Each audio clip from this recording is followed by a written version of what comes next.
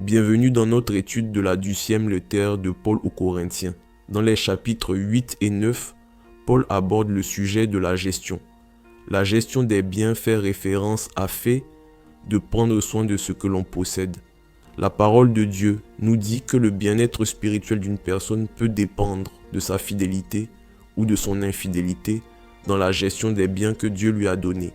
Dans Luc 16, le Seigneur enseigne dans la parabole de l'économe infidèle que si vous n'êtes pas fidèle dans la façon dont vous gérez l'argent, Dieu ne vous bénira pas avec de véritables riches spirituels. Dieu peut vous priver de ses bénédictions spirituelles. Dans ce passage, Paul enseigne aux Corinthiens la gestion fidèle de nos ressources qui ne se limite pas à l'argent et aux biens matériels. Alors que Paul écrit aux Corinthiens au sujet de la gestion, l'église de Jérusalem est dans le besoin. Ce sont ces mêmes saints que Paul a le plus persécutés lorsqu'il était un ennemi du Christ. Même en sachant que le Christ lui avait pardonné, cela a dû peser sur Paul, car il mentionne fréquemment sa persécution de ses précieux croyants. Au moment où Paul écrit cette lettre, ces saints de Jérusalem sont dans une situation désespérée et il organise une collecte pour soulager une partie de leur souffrance.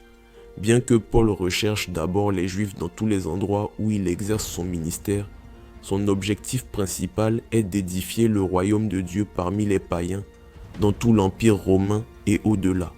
Paul parcourt néanmoins le monde non juif où il a mené un fructueux ministère missionnaire et recueille des offrandes financières d'amour pour les saints juifs qui suivent à Jérusalem.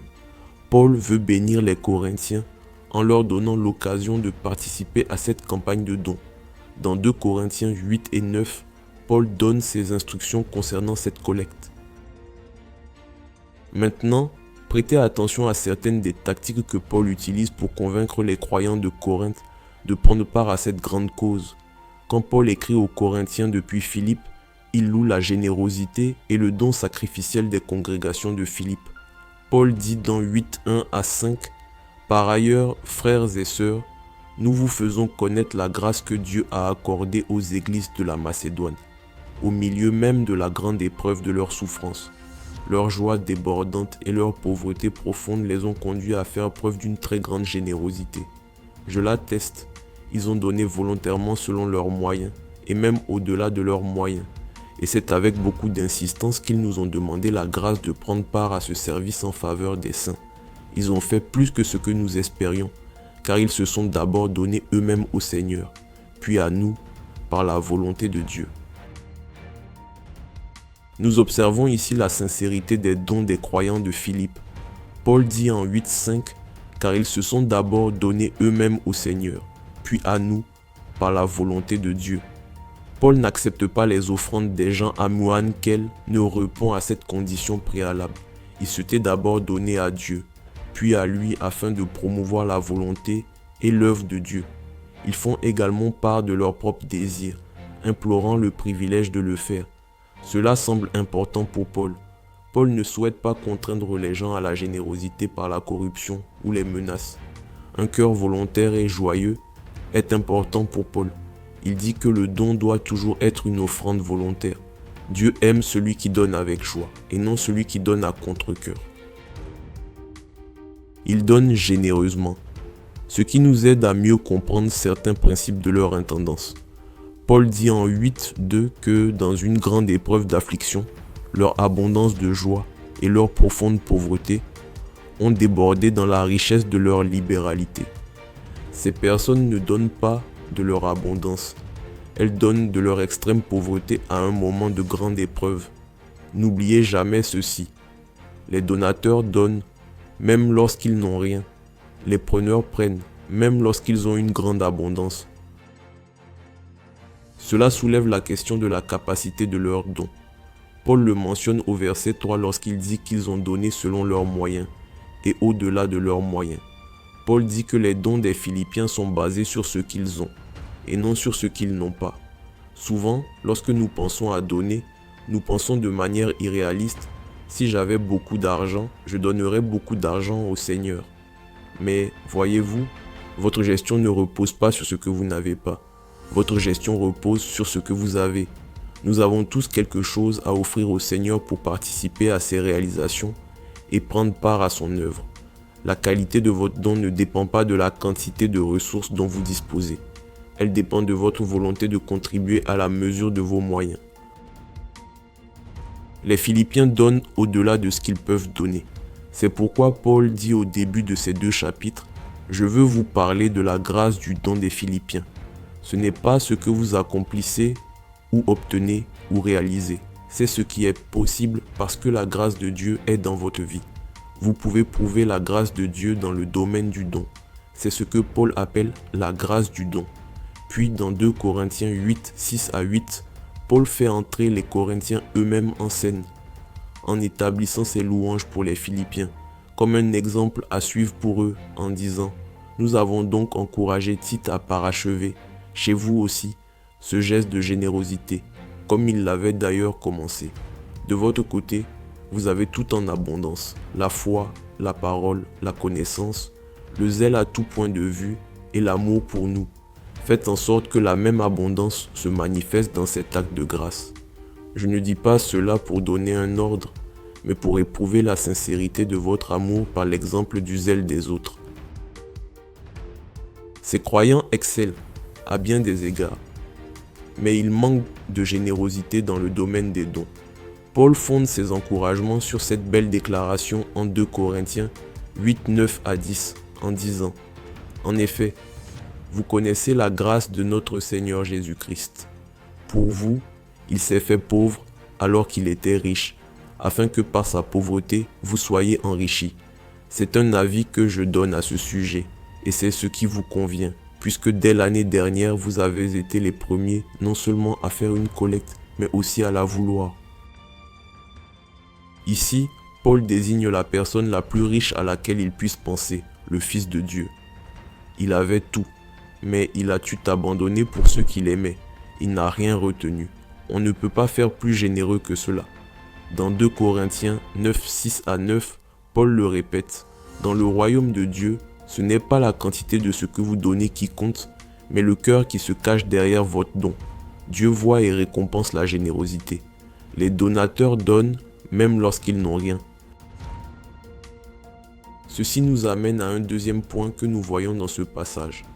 Il y a un élément d'égalité dans le fait de donner au Seigneur. Dieu peut prendre le don d'une personne pauvre, comme ces Philippiens, et produire plus de cette petite offrande que ce que l'homme peut accomplir avec les dons d'un homme riche. Paul dit qu'il existe une égalité parfaite rendue possible par la grâce de Dieu dans le domaine du don. Dieu utilise le don sacrificiel pour accomplir les desseins de son royaume, quel qu'en soit le montant. N'est pas là l'essence même de paroles de Jésus sur l'offrande de la veuve dans Marc 12, 41 à 44. Jésus était assis vis-à-vis du tronc et regardait comment la foule y mettait de l'argent. De nombreux riches mettaient beaucoup. Une pauvre veuve vint aussi. Elle y mit 2 petites pièces, une toute petite somme. Alors Jésus appela ses disciples et leur dit, « Je vous le dis en vérité, cette pauvre veuve a donné plus que tous ceux qui ont mis dans le tronc, car tous ont pris de leur superflu pour mettre dans le tronc, tandis qu'elle, elle a mis de son nécessaire, tout ce qu'elle possédait, tout ce qu'elle avait pour vivre. » L'offrande de la veuve devrait nous rappeler quelque chose que nous voyons dans l'Ancien Testament, la discipline de la dîme. Le mot « dîme » signifie « dixième ». C'est le premier dixième de ce qu'une personne possède. Ce n'est cependant pas simplement un dixième de ce qu'une personne possède, c'est le premier dixième. C'est ce qui est important dans la dîme. Selon Malachie, les gens volent Dieu s'ils gardent la dîme. Au-delà du dixième, qui appartient à Dieu, ils font des offrandes. Puis, au-delà des offrandes, ils font des sacrifices. Le concept de don du Nouveau Testament développe un peu plus ce thème. Il va bien au-delà de la dîme. Beaucoup de ceux qui rejettent la dîme comme étant un légalisme de l'Ancien Testament ont complètement raté l'essence de la gestion du Nouveau Testament. Nous n'agissons pas comme si nous étions contraints, en faisant et en donnant par peur ou sous la menace. Nous agissons de plein gré, débordant d'un désir passionné de voir le royaume de Dieu s'épanouir dans le cœur des hommes et des femmes du monde entier. Si vous êtes avare avec l'Église, vous êtes avare avec Dieu et vous avez raison de vérifier votre dévouement au Christ. Si vous rechignez à donner chaque centime destiné à aider les autres plutôt qu'à vous aider vous-même, vous avez raison de vous demander si l'Esprit du Christ règne vraiment dans votre cœur. Le principe du Nouveau Testament s'explique ainsi. Tout appartient à Dieu et vous n'êtes qu'un intendant ou un gestionnaire de ce que Dieu vous a donné. L'intendance n'enseigne pas qu'il suffit de donner 10% à Dieu et que le reste est à vous pour en faire ce que vous voulez. Non, l'intendance dit que tout appartient à Dieu et que vous êtes responsable de gérer pour lui tout ce qu'il vous a donné. Le dernier jour, lorsque vous vous tiendrez devant le Seigneur pour rendre compte de votre intendance à Dieu, la question ne sera pas de savoir combien vous avez donné par rapport aux autres.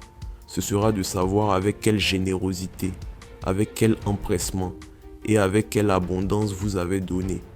La question sera: pourquoi avez-vous tant dépensé pour vos plaisirs par rapport à ce que vous avez donné aux autres et à ce que vous avez apporté à l'Église du Christ? La question sera alors celle de la gestion.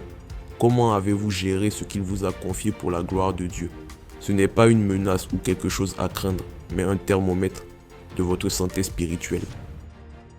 C'est ça l'égalité du don dans le royaume de Dieu. Nous sommes tous appelés à gérer ce que Dieu nous a donné, que ce soit peu ou beaucoup. Si la gestion responsable vous intéresse, méditez sur les chapitres 8 et 9 de la deuxième lettre aux Corinthiens.